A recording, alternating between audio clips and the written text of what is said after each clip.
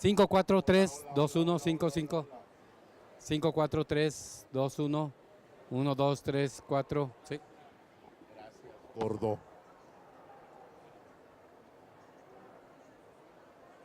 ¿Segura? ¿Puedo pasar allá? ¿Eh?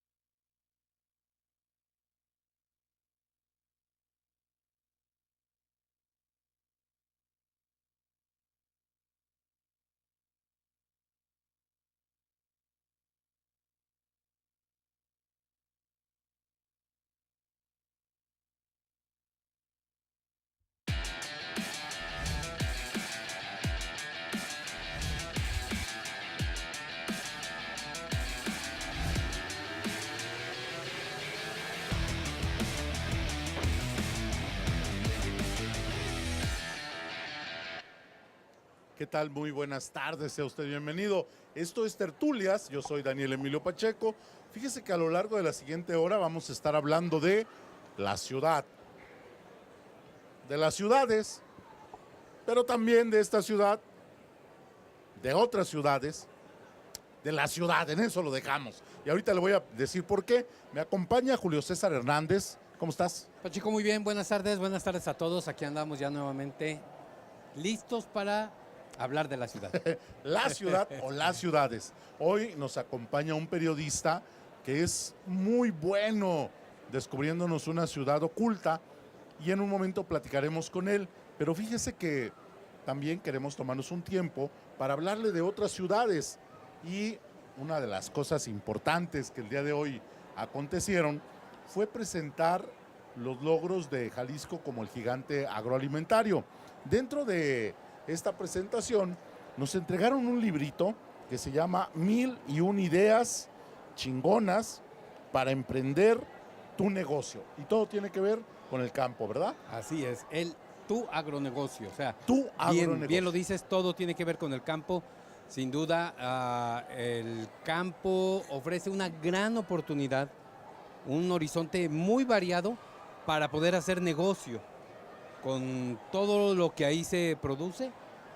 Y bueno, la verdad es inimaginable las oportunidades que hay para hacer negocio en y desde el campo. Jalisco es un gigante agroalimentario y también tiene pues la oportunidad de que usted se beneficie con esto. Le pongo un ejemplo: salsa de jalapeños, crema de garbanzo, crema de espárragos, crema de flor de calabaza. Aquí le explican cómo se hace, lo que usted gasta en hacer este producto, le dan unas ideas de cómo lo puede vender y lo que cuesta hacer el producto y en cuánto tiempo usted puede ver resultados. Se enfoca también en la cantidad de empleos que un negocio así puede producir. Imagínese, calabaza tierna, precortada, calabacitas picadas, venta de calabaza picada para forraje.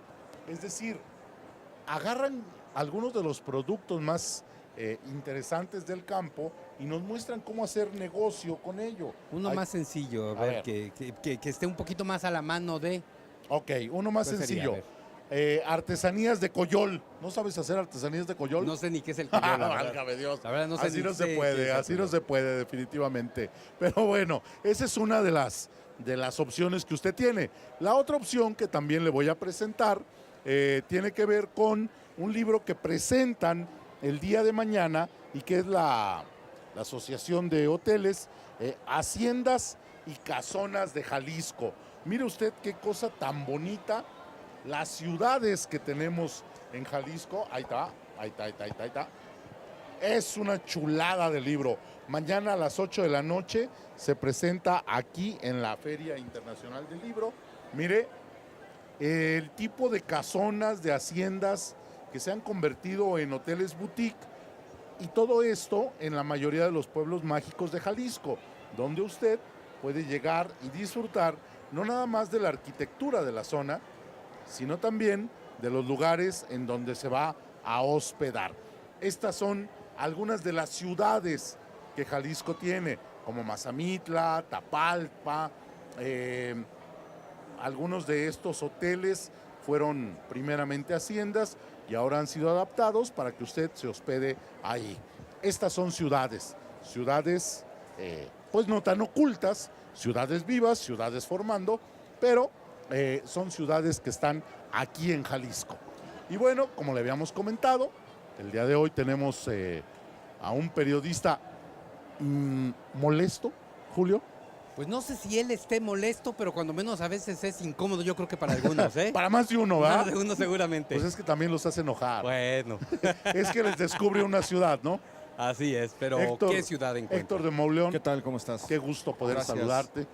Héctor, ¿cómo estás? Mil gracias. ¿Qué tal? Héctor de Mauleón, yo lo conocí en la feria hace ya algunos años, cuando trajo el primer thriller histórico, Novohispano, sí. novohispano, ¿ah? Sí, sí, sí. Que en ese tiempo era literatura, Héctor escribía ligero, no había llegado a molestar, pero ya ahora ya molestas. Bueno, pues sí, un poco.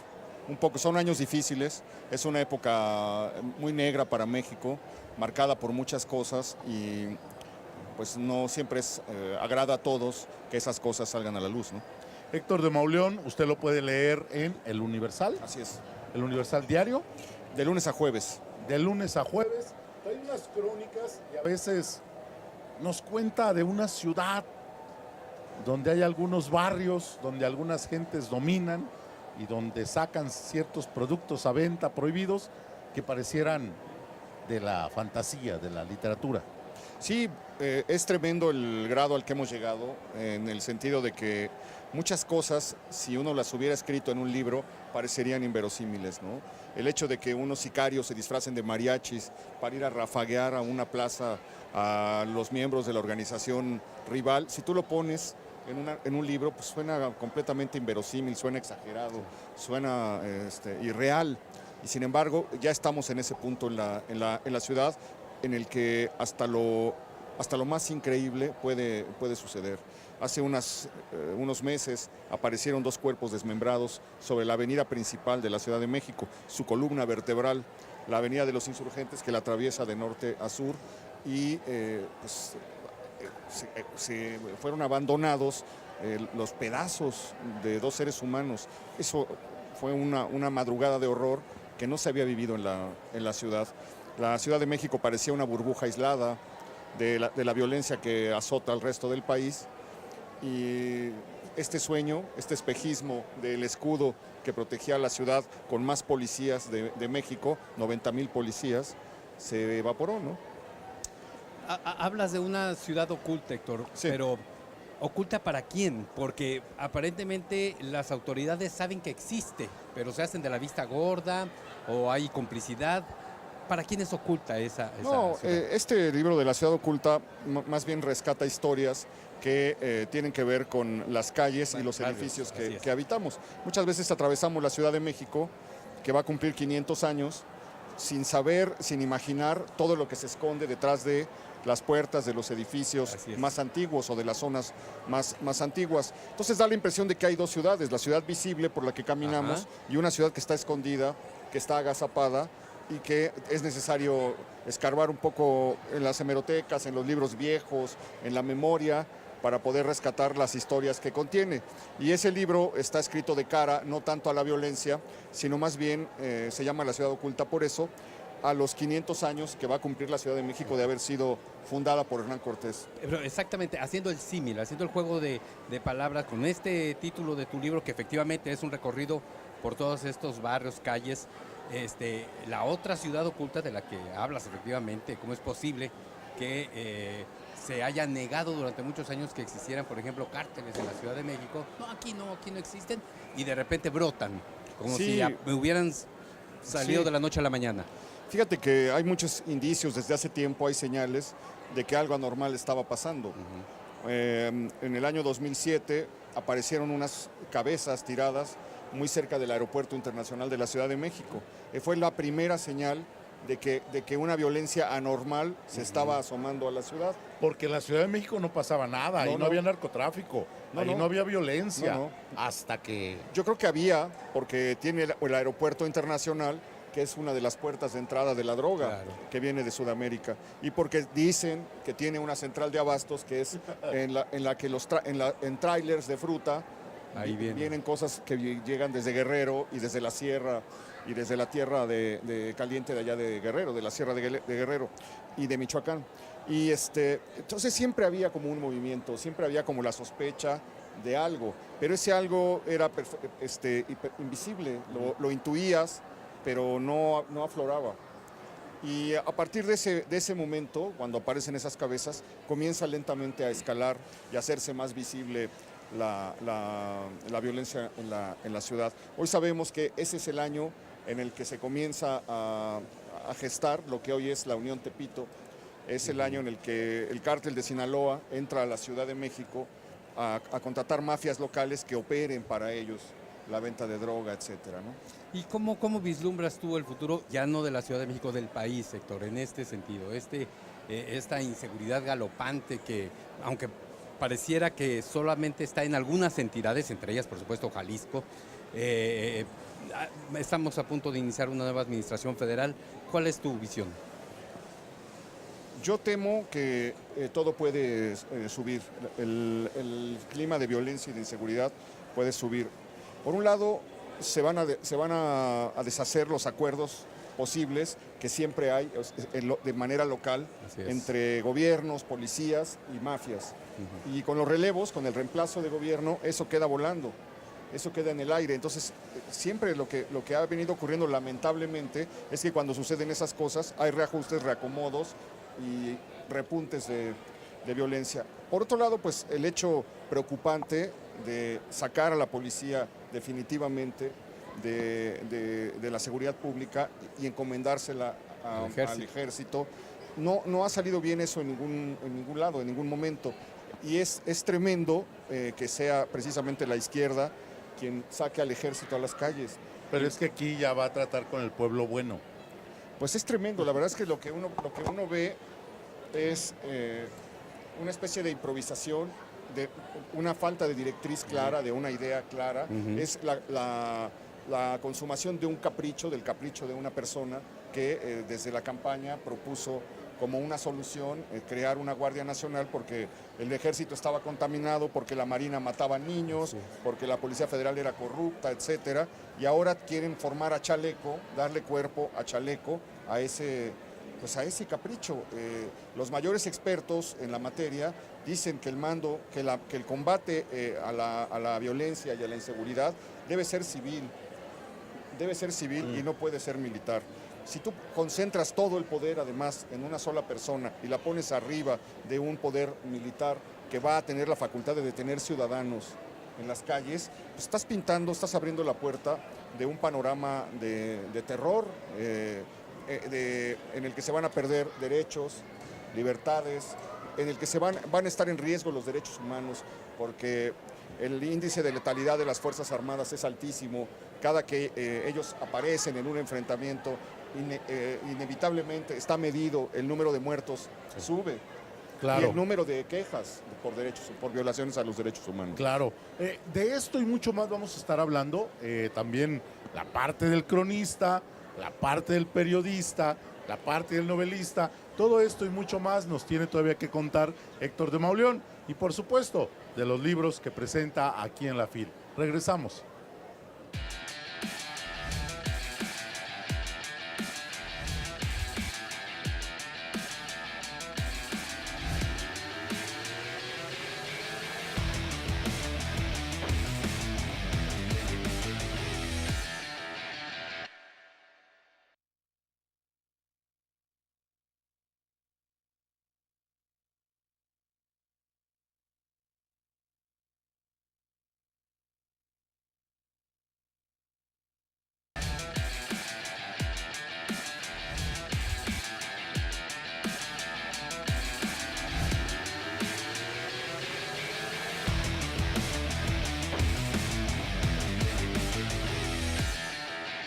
Esto ya parece mambo, tengo más contadores que fíjense que el día de hoy hablamos con Héctor de Mauleón. Él también es cronista y en La Perfecta Espiral, un librito así delgadito, bajito que usted puede leer, nos cuenta historias de la Ciudad de México. ¿Ahí empezaste con eso?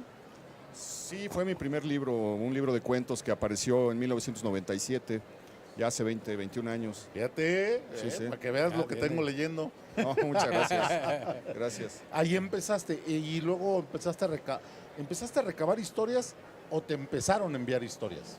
No, a mí me interesó siempre el pasado de la ciudad. Se me hacía la Ciudad de México una ciudad muy misteriosa, porque por generación me tocó la construcción del metro en la calzada México-Tacuba, y cuando las excavadoras de los trabajadores del Departamento del Distrito Federal levantaron el pavimento, emergió una ciudad que estaba enterrada, que era la que los conquistadores habían arrasado, y llevaba 450, 470 años, 440, 50 años sepultada. Y entonces, para los niños de mi generación, eso fue maravilloso, la idea de que debajo del piso, en cualquier parte, había otra cosa enterrada. Y eso hizo que me dio una especie de forma de mirar la ciudad, y eso hizo que me interesara por empezar a rescatar los misterios, cosas que me fascinaban, cosas que intuía ocultas o perdidas. Y publiqué un libro que se llama El tiempo repentino, que son crónicas del siglo XX, donde ya la idea era rescatar momentos olvidados, ocultos de la Ciudad de México. Por ejemplo, la epidemia de influenza de 1918, que provocó cientos de miles de muertes en el país, fue devastadora, especialmente en la Ciudad de México, y quedaba una memoria muy, muy vaga. Yo recordaba que había oído a muchos ancianos como recordar muy vagamente eso, como un año terrible, donde dejó de llegar comida a la ciudad, donde la gente se moría de hambre, donde decían que se comían a los perros callejeros, porque la revolución secuestró los trenes para llevar armamento y tropas, y dejaron de llegar bastimentos a la Ciudad de México. Entonces la Ciudad de México, que siempre ha dependido de fuera para su subsistencia, entró en un periodo de crisis horrible, y comencé a buscar en las hemerotecas los pocos periódicos que quedaban, porque incluso los periódicos los usaron para calentar boilers o etcétera, y ni siquiera queda completo el registro de ese año. Entonces comencé a buscar durante varias visitas en la hemeroteca los pocos periódicos que se podían consultar y que traían información sobre cómo vivía la ciudad, tanto la influenza como el año del hambre, porque se juntaron. La epidemia de influenza, primero llegó el hambre, y luego en una ciudad debilitada golpea la epidemia de influenza y provoca un momento tremendo en la vida de la ciudad. Y eso es más o menos lo que trataba en ese libro. Tus relatos son reales, o sea, vamos, no son leyendas, que la gente no crea que lo que tú platicas, lo que tú relatas son leyendas de lo que alguna vez se dijo que sucedía en los barrios, en algunas calles de la Ciudad de México. No, el material de estas crónicas es precisamente sucesos que están documentados de alguna manera, aunque el libro está abierto a las leyendas. Por ejemplo, la Malinche es uno de los personajes más atractivos de la historia de México, pues es la lengua de Cortés, es la que facilita el acceso de los españoles al mundo mesoamericano, y sin embargo, desde la conquista la dejan de mencionar. Cortés apenas la señala de pasada en una carta. Bernal Díaz del Castillo da una descripción muy breve de ella. Nadie vuelve a hablar de este personaje. No se sabe qué año murió, en dónde está enterrada, etcétera. Y se fueron generando una serie de leyendas alrededor de ella, que Cortés la había mandado a cuchillar, por ejemplo, decían, para que no declarara contra él en el juicio de residencia, o que había muerto durante una de las epidemias de viruela que llegaron a la ciudad, que tal vez el padre Motolinia le había dado los santos óleos y que estaría enterrada en donde hoy es la calle de Gante, en donde fue el convento de San Francisco.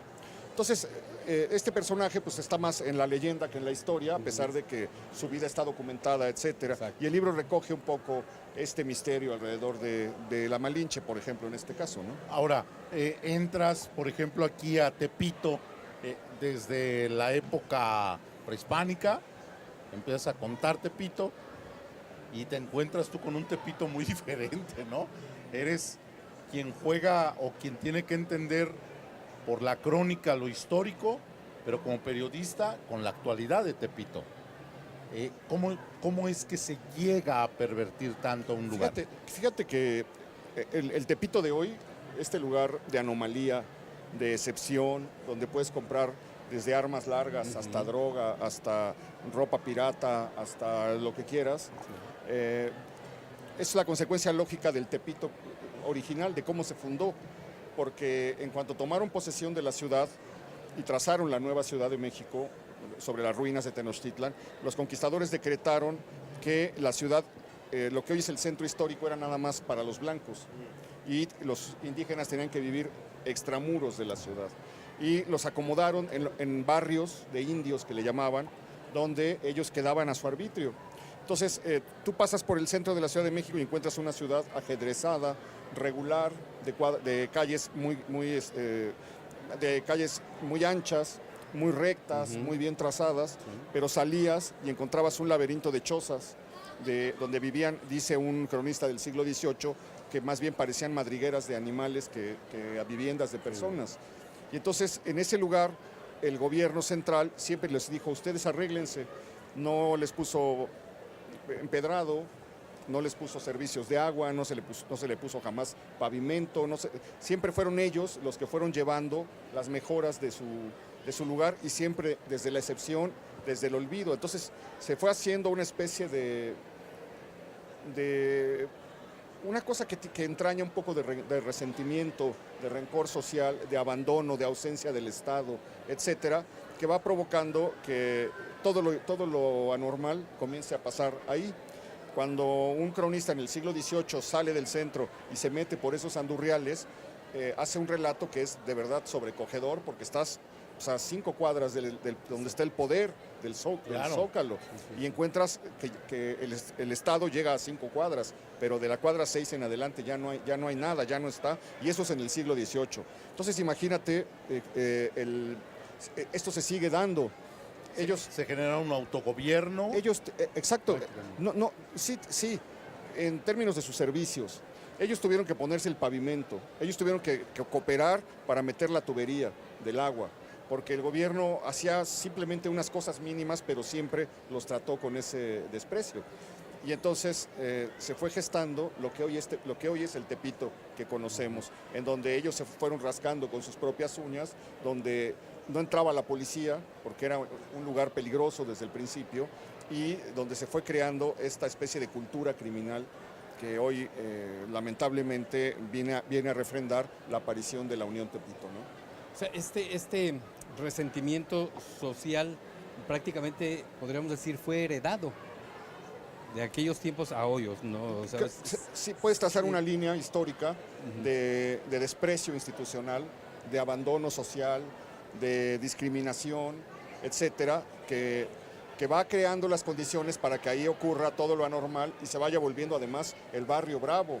No es extraño que los grandes boxeadores de los 30, 40, claro, 50 surgieran de ese lugar, porque la vida era a golpes. Y tampoco es extraño que todos ellos hayan acabado en el abismo, porque era lo que veían, lo que se daba en esas calles, ¿no? Claro, llegaron a su máximo nivel de popularidad, de riqueza dentro de, por ejemplo, dentro del box, que nunca supieron qué hacer con ello y volvían a su origen, pues. Sí, decía Carlos Monsiváis en una crónica sobre el Chango Casanova como la caída es infinita y el desastre inabarcable, dice, ¿no? El Chango Casanova acaba como un té por ocho, caminando, deambulando por la Plaza Garibaldi, de hecho muere tirado en la plaza. Completamente alcoholizado, después de haber sido el primer ídolo del boxeo mexicano, el primero que movió multitudes porque tenía un carisma y una manera de pelear que hoy solamente podemos intuir en algunos fragmentos de películas. Hay una película que se llama Kid Tabaco, donde él aparece ya en un round con Kid Azteca. Los dos viejos, los dos ya caídos en el olvido un poco y en la desgracia, pero los ves ahí pelear y alcanzas a ver un chispazo de los grandes boxeadores que fueron, ¿no? Hay colonias en la Ciudad de México que contrasten con Tepito, por ejemplo, el abandono a la que fue sometido este barrio y otras que hayan sido pues muy bien atendidos por aquellos gobiernos. Desde el principio de la fundación de la ciudad, desde que se fundó la Ciudad de México, en la parte oriental se fueron acomodando los conquistadores pobres, los soldados más humildes, etcétera, porque estaba pegada al lago de Texcoco y ese lugar era pues muy insalubre, había mosquitos, cuando en las épocas de calor las algas apestaban y olía mal, te enfermabas, los edificios se hundían. No, esto ya salvamos esto. Y desde entonces la parte poniente de la ciudad fue la parte que le fue tocando a los ricos, a los condes, a los marqueses, a los nobles, a los capitanes de Cortés, etcétera. Y esa dinámica se prolongó a lo largo de 5 siglos. Cuando secaron el lago, se fueron construyendo colonias pobres que aparecían para resolver urgencias de la vida inmediata. Pues de todos los migrantes, ¿no? De todos los que llegaban. Todos se fueron hacia allá, avanzando sobre los lagos secos, sobre lugares salitrosos. Y las colonias de los ricos se fueron extendiendo hacia el poniente. Después de que el centro se desbordó, de donde lo habían dejado los españoles, se abrió Santa María la Ribera, que fue la primera colonia de los ricos, de hecho la primera colonia fuera de la traza original. Luego se abrió la colonia Juárez, que fue un remedo de Europa por su arquitectura y por las personas que vivieron ahí. Luego se abrió la colonia Roma, luego se abrió la Condesa, luego se abrió Polanco y Las Lomas. Que ahí es donde se van ensanchando también las casas y la arquitectura es otra cosa, ¿no? Sí, puedes seguir a lo largo de estas colonias, si tú caminas desde el centro hasta Las Lomas, pues puedes seguir fácilmente la historia del siglo XX, la historia no solamente arquitectónica, sino política y social. Eso es cierto. Oiga, tenemos que hacer una pausa, regresamos en un momento, porque tenemos que ver qué más oculta esta ciudad y qué es lo que nos puede contar Héctor de Mauleón. Regresamos.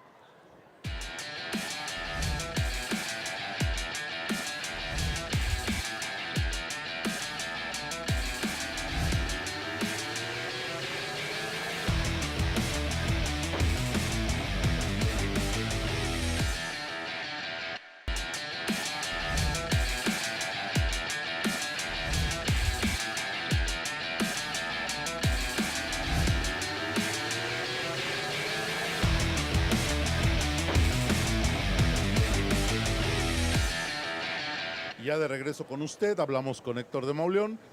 Hoy nos presenta La Ciudad Oculta, son 2 libros, nos está contando de ellos como cronista.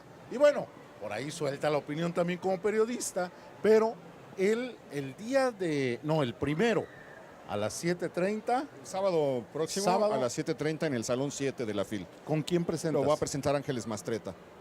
Otra también buena conversadora. Sí. Pues fíjate que yo creo que ella es una de las últimas exponentes de un arte que ya se perdió, que es el arte de la conversación. Hablar con ella es una verdadera delicia. Muy bien, y entonces ahí presentas estos 2 libros que usted puede comprar por separado o de una vez el paquetito, ¿verdad? Sí, son 2 libros que en realidad era un solo libro, pero la editorial lo partió en 2 para que pudiera la gente tener libros baratos y de más fácil acceso a que hubiera sido un libro muy grueso y necesariamente muy más caro, ¿no?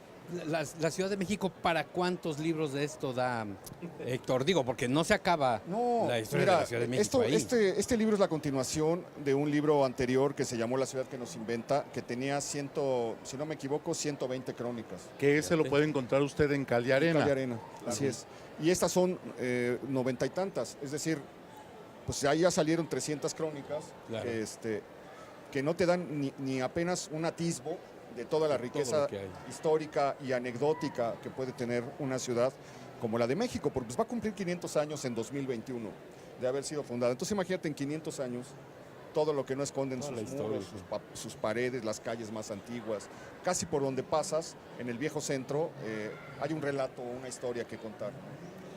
Y personajes, seguramente también hay Sí, muchísimos claro. personajes. Digo, hablabas hace un momento del Chango Casanova y bueno, y ahí en Tepito muchos más, ¿no? Pero personajes que te pueden dar también para contar la historia de la Ciudad de México, no a través de sus barrios, sino a través de sus personajes. Sí, hay muchos personajes injustamente olvidados que han sido decisivos en la vida de la ciudad. El primero de ellos es le llamaban el geométrico, que quería decir el geómetra, y vino con Cortés y se llamaba Alonso García Bravo. Y a él le encargó, después de que ganaron Tenochtitlan, hacer la nueva ciudad. Y entonces este soldado en una hoja de papel trazó la actual Ciudad de México. Y dijo, así va. Y ya. Así va, aquí va a estar el Zócalo, va a medir tanto, aquí la catedral, todo lo que hoy Imagínate. conocemos. O sea, un soldado es el que decide. Salió de un soldado que tenía estas habilidades. Lo que pasa es que Cortés no lo mencionó, nunca le dieron crédito, le dieron una recompensa que fue una encomienda en un pueblo y luego se la quitaron. Y entonces él hizo un memorial de servicios y se lo mandó al rey de España diciéndole, yo hice esto, estuve en tales batallas, pero además hice las ciudades de Veracruz, México y Oaxaca, yo las tracé. Y presentó testigos que respaldaban su testimonio y lo envió al rey de España. Y el memorial se quedó en los laberintos burocráticos de la corona, archivado. El rey nunca lo vio, no le dieron ninguna recompensa, no sabemos dónde murió, no sabemos dónde está enterrado, no sabemos nada de Alonso García Bravo. Y los papeles los descubrió Francisco del Paso y Troncoso a principios del siglo XX, revisando los archivos de Indias, y apareció el memorial, y entonces ahí 3 siglos después, 350 años después, vuelve un personaje que estaba completamente en la sombra y sepultado. Podemos saber su nombre. Hay una pequeña plaza en el centro de la ciudad que le rinde homenaje y podemos saber la proeza o la hazaña que hizo. Es trazar el escenario donde transcurren nuestras vidas. Es que es lo que te iba a preguntar, bueno, cuando menos, ¿y la Ciudad de México sí le dio alguna recompensa en, no sé si el nombre a una plaza sea suficiente es que yo para creo que, lo que hizo? Claro, digo, ¿no? yo creo que no es suficiente, pero así es la Ciudad de México. Hay personajes que le han hecho grandes servicios y apenas están nombrados o son muy poco conocidos, ¿no? Otro de ellos sería Sigüenza y Góngora, porque salvó de un incendio el archivo histórico, la memoria de la ciudad, y se lo llevó a su casa en un carruaje, se metió entre las llamas al Palacio Virreinal, que se estaba quemando, lo puso en un carruaje y se lo llevó a su casa y lo preservó hasta que se calmó. Había un motín, estaban quemando el palacio, y cuando se calmaron las cosas, pues ya gracias a él se pudo salvar, porque se quemó casi totalmente el Palacio Virreinal y se pudo salvar la memoria. Gracias a él sabemos muchas cosas de la ciudad que de otro modo habríamos perdido. Pero algo que me llama la atención también es que Héctor de Mauleón se toma el tiempo para presentarnos algunos lugares específicamente. Hace unas semanas estuve todavía en la ópera y ahí está la ópera. Ahí te explica cómo llega al domicilio que ahorita ocupa. Y ahí está todavía en el techo señalado el balazo, ¿verdad? Ese balazo histórico. Pues sí, es un balazo legendario también. No se sabe, hay muchos mitos. En la Ciudad de México, en todos los establecimientos antiguos, dicen que fue Villa o que fue Zapata. Yo creo que forma parte más bien de una mitología que tiene como un gancho turístico. Dicen que el balazo lo dio en realidad un abogado que se llamaba Bernabé Jurado. Que también Bernabé Jurado que tiene un caso. Tiene Tiene su historia. Así es. Sí, un hombre que Te sacaba porque te sacaba, ¿eh? Se comía los expedientes para que no hubiera órale. pruebas. ¿Qué Ese tal? sí comía ley. Fíjate. No solamente comía de la ley, No. sino comía ley pura. Sí, y bueno, dentro de lo que es esta revisión que vas haciendo, llegas también a algunas partes como el 2017 y los sismos, que ahora me imagino ya como periodista, lo revisas también lo que está pasando y ves todas las anomalías, ¿no? Si se vuelven a caer edificios nuevos, pues es porque algo no cumplió con la ley.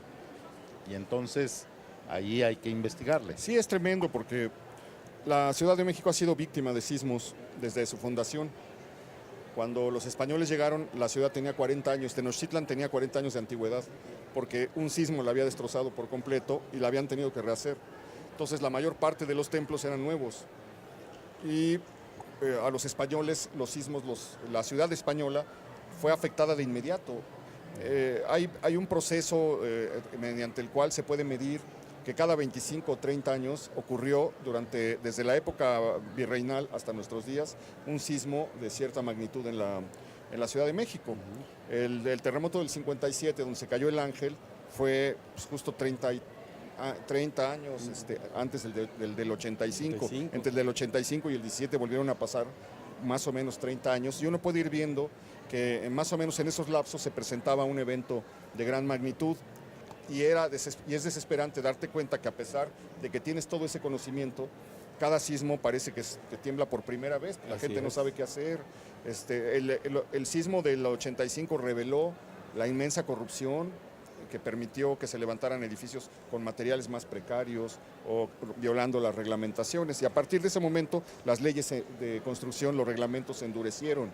Pero nos vuelve a sorprender un sismo como el de 2017 y pues vuelven a aparecer cosas que habían edificios en los que se habían hecho más pisos de los autorizados. La tragedia que pasó en el colegio Rebsam, en donde murieron tantos niños, era precisamente una obra que no contaba con autorizaciones, etcétera. Entonces vuelve a aflorar el problema de la corrupción que tantas vidas ha costado.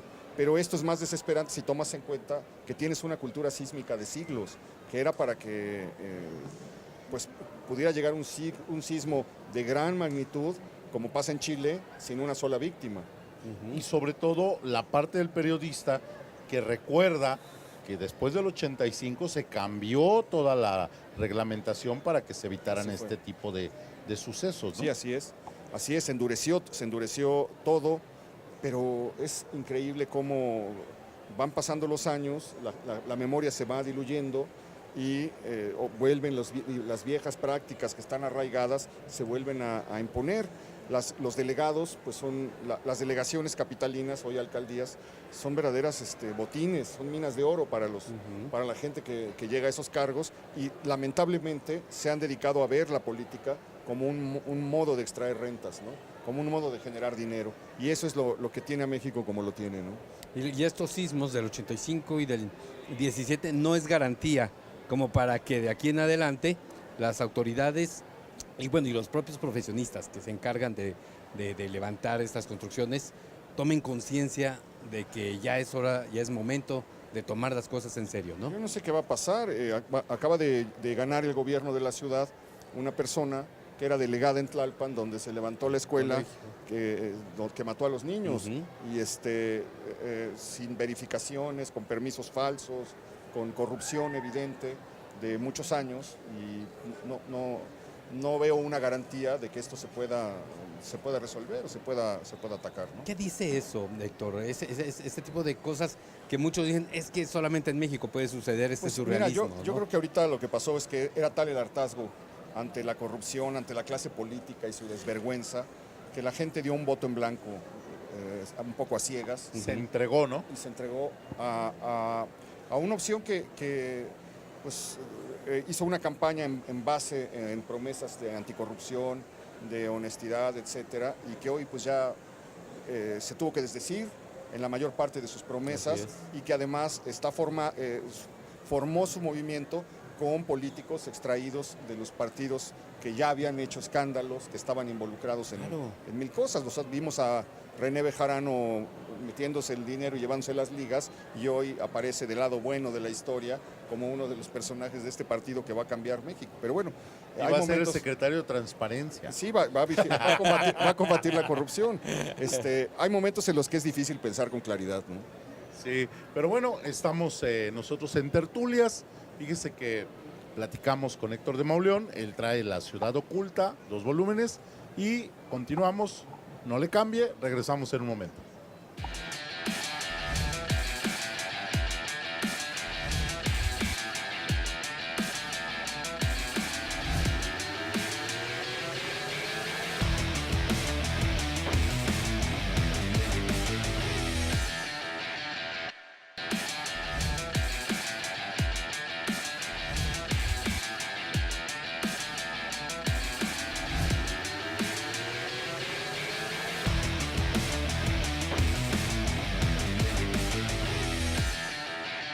El 1 de diciembre a las 7:30 se presenta La Ciudad Oculta en 2 tomos. Héctor de Mauleón es quien escribe, y también pues va a estar acompañado de Ángeles Mastreta.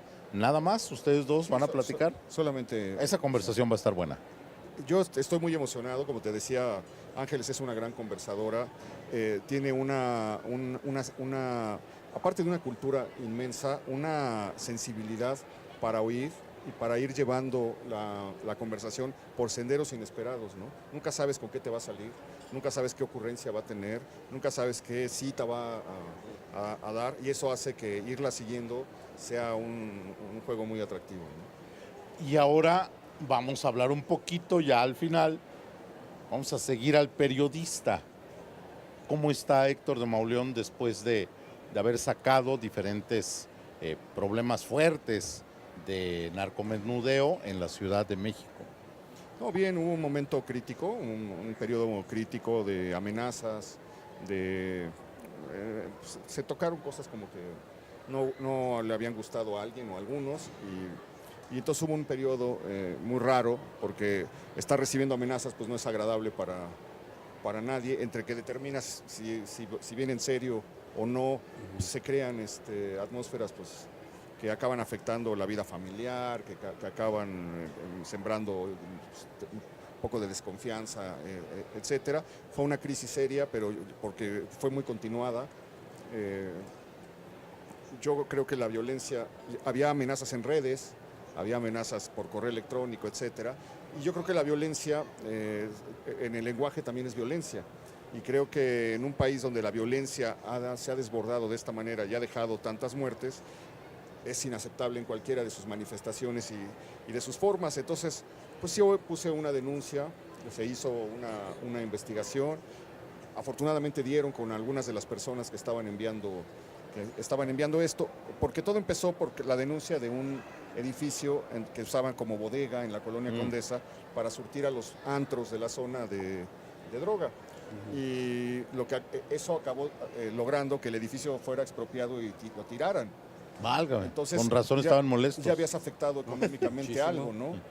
Y además, no solamente eso, sino los nexos políticos o policíacos que pudieran estar permitiendo eso también estaban afectados. Entonces fue un momento crítico cuando empezó a pasar esto, pero bueno, yo espero que ya haya quedado atrás. Nosotros hemos platicado con Anabel Hernández, Ana Lilia Pérez, San Juana Martínez, Diego Osorno, Javier Valdés, fue la última entrevista que dio, incluso con Cepeda, con Alejandro Páez Varela, y hemos hablado también de lo que es la libertad de expresión en México.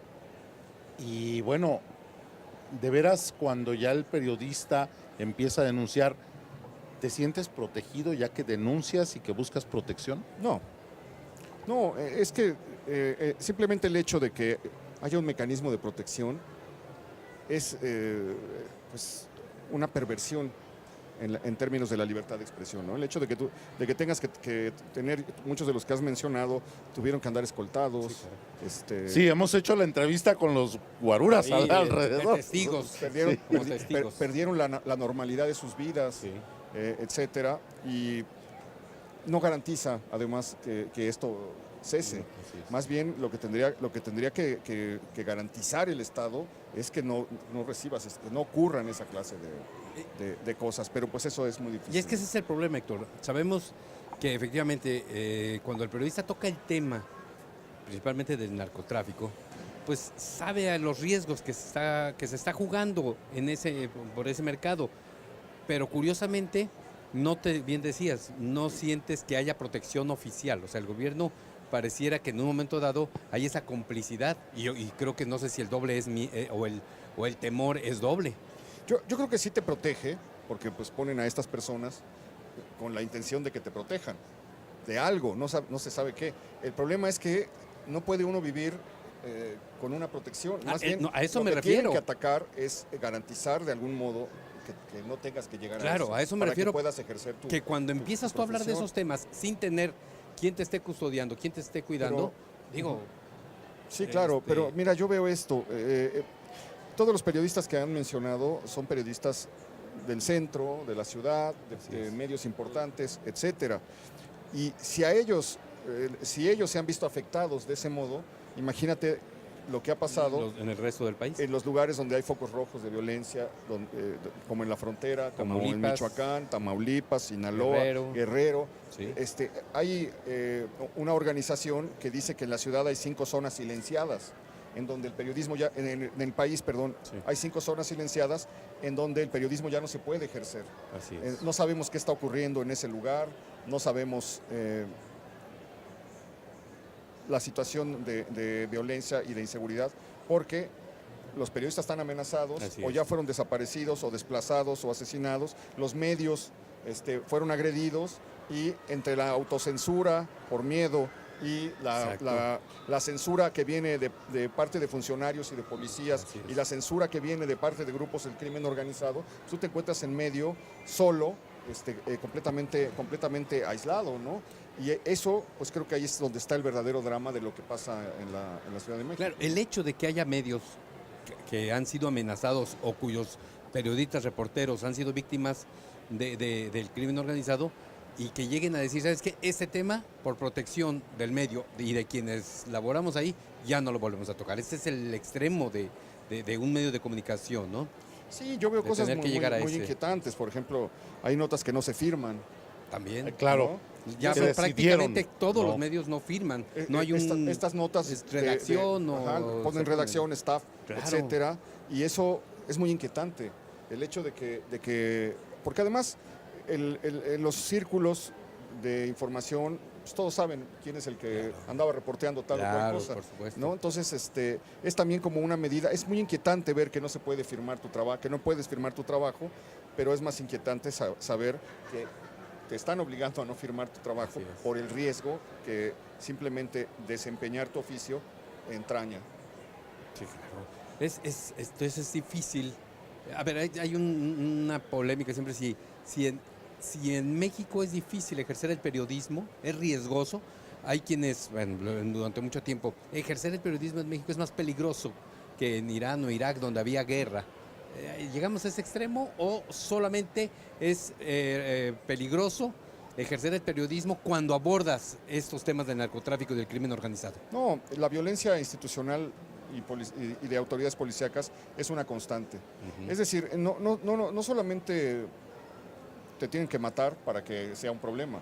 Exacto. ¿No? Pasan muchas cosas. Claro. Hay roces, hay amenazas, hay violencias verbales, hay el temor, que es lo que genera. ¿Cuántas veces que les tiran la cámara, les rompen la grabadora, etcétera? Y esas son formas de violencia que van acompañando eso. Y eso se ha visto, te digo, en estos lugares en donde la situación está complicada en términos de inseguridad, y donde el periodista está completamente solo, porque no sabe si un cártel infiltró su periódico y sus compañeros están cobrando al servicio de un grupo. No sabe si puede confiar en su jefe de redacción que le está diciendo. No sabe que no puede ir a la policía porque ya además conoce a la policía y sabe que no puede... que eso es lo peor. No puede ir a la procuraduría porque no sabe hasta qué punto. Entonces, de verdad, se va conformando un estado de inermidad y de soledad atroz. en donde por eso es tan dramático los casos que luego llegamos a saber de lo que ocurre con varios compañeros que después de estar amenazados, de estar recibiendo amenazas, de todo esto, pues acaban siendo asesinados, ¿no? Y que luego, todavía después de muertos, son señalados, es que andaba metido Andaba con metido, ¿verdad? andaba en O sea, todavía es eso, para rematar. Sí, sí, sí. Es la muletilla, ¿no? Sí, sí, sí.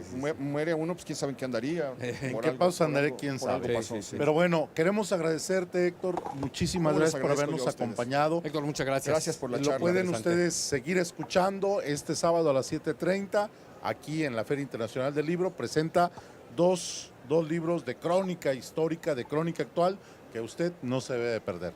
Muchas gracias. Mil gracias. Gracias, buenas noches.